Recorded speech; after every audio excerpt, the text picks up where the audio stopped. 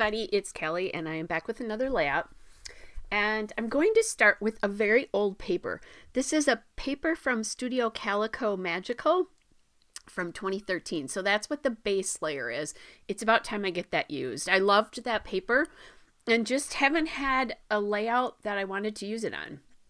So this is the one. Then I'm going to mat that photo of the cake on that plaid paper, which is Photoplay Santa Paws, and it's the Christmas Antics paper. I like that it brings a lot of colors in, and that the kind of bright green in the background and the red are both in that plaid. Then the red paper there is Cartabella White Christmas, the present papers. And then here is a journaling cut apart from Simple Stories December, I believe was the name of the collection. It was a cut apart, but it's old and I don't have most of the border strip left from when I pulled this out. So I was going to use the green piece because of the green in the background paper, but I didn't like it next to the plaid for some reason.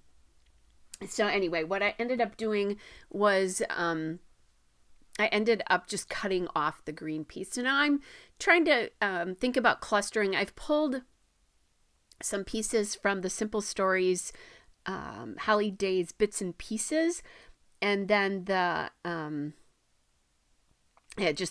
bits and pieces, and which is their die cut piece.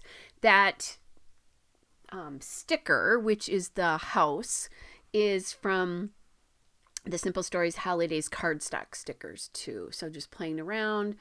So that tree is part of the bits and pieces, and so is the fireplace.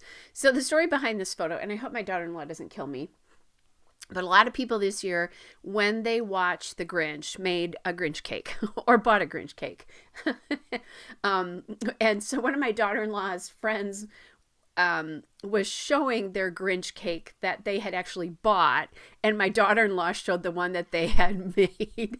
And I'm sorry, but this is hilarious, and she was making fun of it too. So it is pretty darn hilarious how that ended up looking and working. And anyway, so it's very funny, and I warned her that this would appear as a scrapbook page because it was too funny not to.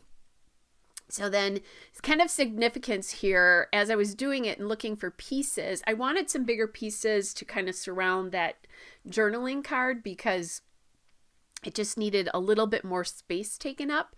And the fireplace reminded me of the fireplace that the Grinch comes down. And then, he takes the Christmas tree, goes back and gets that one little ornament. So those are sort of icons from that I was thinking about. So I just added those to kind of take up some more room on the right side and help balance out that journaling card. If I had only done that, there would have been an awful lot of space left there, and I didn't want to do that. And then I did pull that sticker, that banner sticker there, and that is also from that Simple Stories Holidays cardstock stickers.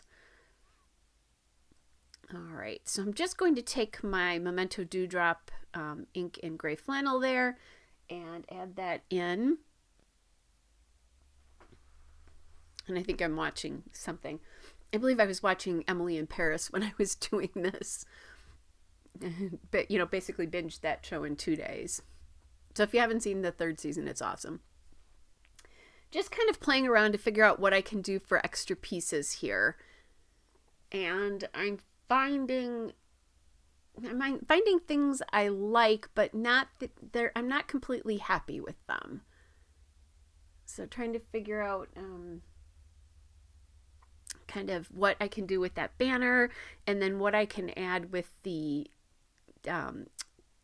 Christmas tree die cut there. So I add that pink present again from the holidays, and then I added in a puffy present puffy present sticker from the holidays puffy stickers. And I'm liking the way that looks. And then that helped me figure out what I was going to do on the banner. And then also I added a candy cane puffy on the house. So 2 candy cane puffies kind of diagonally from each other. And I like the way that looks. I love that I used 3 different paper lines here, but blended them all together using the paper line, the plaid paper there from Photo Play. And that's a little trick. You find a stripe, a plaid, something like that, and do that. Now I found these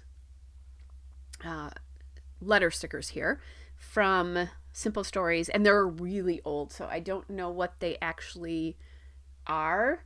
You know, which line they came from in particular, but definitely they're probably at least 5 years old, or 3, maybe. If they're the newer ones, they're probably at least 3 years old. So I'm going to call this hashtag cake fail.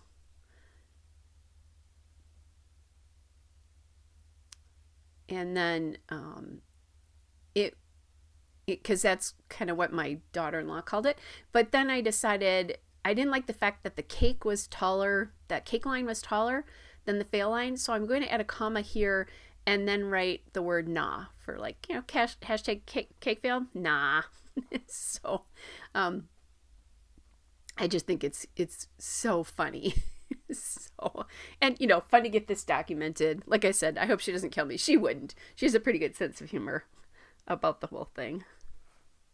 And since none of you know her in person, that's okay too.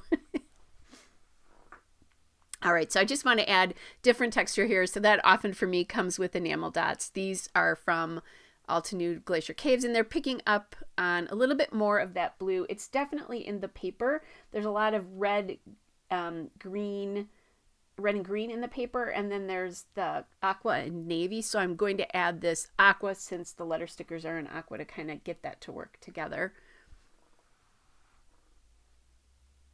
And just add 3 of the enamel dots in each of the clusters to make that all easy. And then I'm going to use my brayer here. That's a little technique that Rachel taught me to get those letter stickers to stay down. All right, you guys, hope you're all well, and I will be back with another layout again soon. Bye, everybody.